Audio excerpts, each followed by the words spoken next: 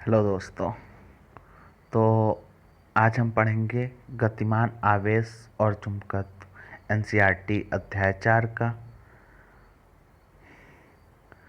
तो जैसा आप पिछले चैप्टर में पढ़ चुके हैं विद्युत धारा, तो आज जब धारा प्रवाहित होती है तो उसके द्वारा वहाँ पे चुंबकीय क्षेत्र उत्पन्न होता है। इसी के बारे में अभी हम डिटेल अध्ययन करेंगे। ठीक, तो फिलहाल इसकी भूमिका देखते हैं, इसकी भूमिका क्या थी। तो यहाँ पे भूमिका में ये बताया गया है कि आज से लगभग 2000 वर्ष पहले विद्युत और चुंबक दोनों के बारे में लोगों को ज्ञान नहीं था खास कि दोनों का कोई रिलेशन है। लोग को पता था कि विद्युत और चुंबक दोनों ही अलग चीज़ें हैं। फिर यहाँ पे लगभग 200 वर्ष पे फिर यहाँ पे पता चला लोगों को कि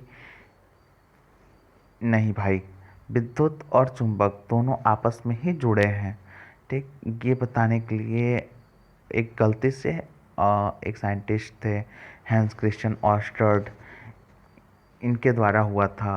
और ये क्या कर रहे थे कि गर्मी का मौसम था और वहाँ पे वो अपने जो भी ये उपकरण बनाए थे या जो भी इन्होंने प्रैक्टिकल्स किए थे वो प्रदर्शित कर रहे थे। ठीक, तो वहाँ पे एक भाषण के दौरान वहाँ पे भाषण दे रहे थे, उसके बारे में चीज़ों को बता रहे थे। तो उन्होंने देखा कि जब एक तार में, सीधा तार था, उसमें विद्युत धारा प्रवाहित किया, तो वहीं पे एक पास में रखी थी चुंबकीय सुई, मतलब कंपास रखा हुआ था। वो कंपास में क्या आ गया, विक्षेप आ गया। विक्षेप मतलब कि वो कंपास क्या हो गया, डिफ्लेक्ट हो गया अपनी जगह से। ठीक, और जैसा ये हुआ तो फिर उन्होंने इस पे शोध आरंभ कर दिया कि भैया लगभग मतलब इसमें कोई बात है। ठीक, तो उन्होंने पाया कि जब वो चुंबकीय सुई को तार के लंबवत रखा गया तो उस सुई में जैसे ही धारा प्रवाहित की गई तो उसके चारों तरफ रखने पे उस सुई में क्या आ रहा था, विक्षेप आ रहा था।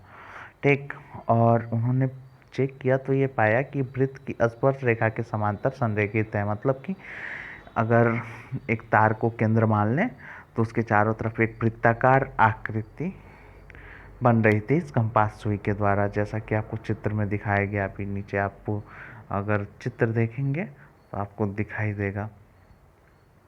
रुकिए, हम आपको दिखा रहे हैं, 1 मिनट इधर। ठीक, जैसे कि मान लीजिए कि ये तार हो गई। ठीक, तो उन्होंने जैसे देखा कि रखा जा रहा है और धारा ऊपर की तरफ बह रही है तो चुंबक सुई इधर की तरफ मुड़ गई, और धारा को अंदर की तरफ किया तो चुंबक सुई का दिशा बदल गया। और उन्होंने फिर इसको रे डायग्राम बनाया इसका, तो कुछ इस प्रकार से बना हुआ था। ठीक, तो आइए फिर अभी हम और भी कुछ है इसमें बताते हैं आपको। और उन्होंने ये पाया कि जैसे हम निकट रख रहे थे सुई को तो कुछ ज़्यादा ही घूम जा रहा था तार के निकट रखने पे, तार से दूर रखने पे वो थोड़ा सा कम घूम रहा था। ठीक, तो ये सब घटनाएं घटित हो रही थी। तो उसके बाद उन्होंने यहाँ पे पाया कि अगर इसके चारों तरफ उन्होंने एक लोहे का चोड़ छेड़ दिया, मतलब समझ रहे हैं ना, बहुत छोटे छोटे कड़ थे लोहे के, और चारों तरफ छिटके, और एक पेपर पे उन्होंने इसको रखा हुआ था, छिटके हिलाया तो उन्होंने पाया कि ये एक वृत्त के अनुसार क्या हो गई हैं सब, रिंग टाइप में बन गई हैं। और जिसका केंद्र क्या था, एक ही था, जो वृत्त तार तार गया था ना, वहीं से उसका केंद्र उसको प्राप्त हो रहा था। ठीक, इस प्रकार से कुछ व्यवस्थित हो गई, जैसे आप नीचे सी वाले पार्ट में देखे हैं फिगर के। ठीक, तो उन्होंने बताया कि जब कोई गतिमान आवेश उस जिसमें धारा प्रवाहित हो, मतलब आवेश प्रवाह हो या धारा प्रवाह हो, उसके चारों तरफ क्या होता है, चुंबकीय क्षेत्र उत्पन्न होता है।